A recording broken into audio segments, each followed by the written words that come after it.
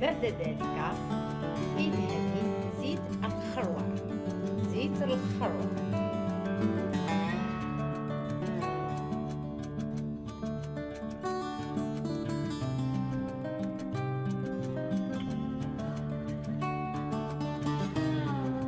استعملي هذا العلاج يوميا، صالحة للأطفال والكبار والصغار. لكن هذا الوصفة، شوفي الوصفة الموالية، سننتقل إلى الطريقة الموالية للمزاج التالي للزوائد الجلدية في الأدواء الجسم الجلدي.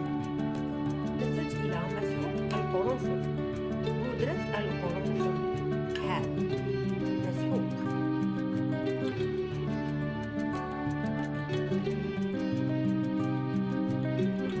ملعقة صغيرة من بودرة القرنفل. نضيف لها قطرات من الزيت الأساسي لشجرة الشاي. شجرة الشاي الأساسي الزيت قوي وضد البكتيريا، يقتل البكتيريا والجراثيم. قطرات فقط لأنه مركز.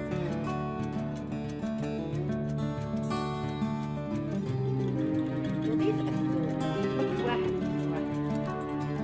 فوائد طبعا الهواء.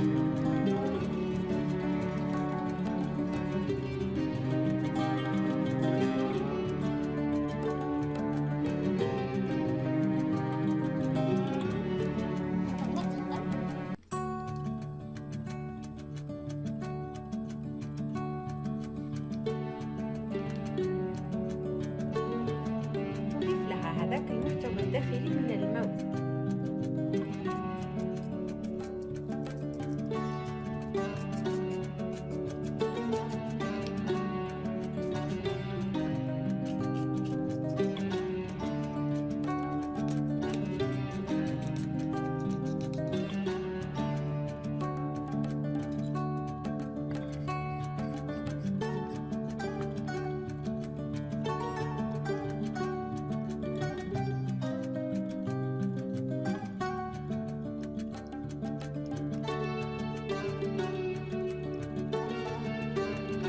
القليل على حبة السالون هكذا.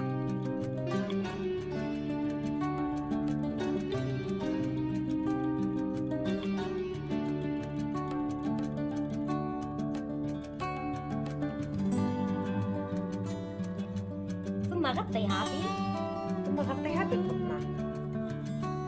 غطيها بقطنة. ثم ضعي شريط طبي لاصق.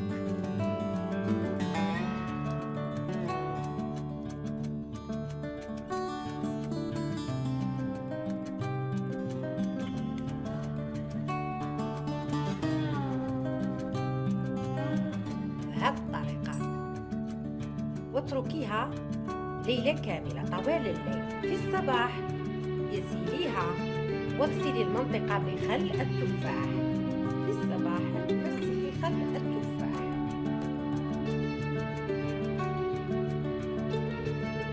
وبعد ذلك ادهني زيت الخروع.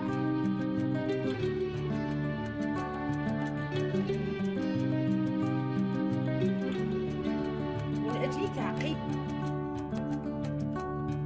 اعملي هاتين الوصفتين يوميا كل يوم. لا تحتفظي بالخلطة دائما حضريها بمكونات جديدة لتتخلصين من الزوائد الجلدية والطقس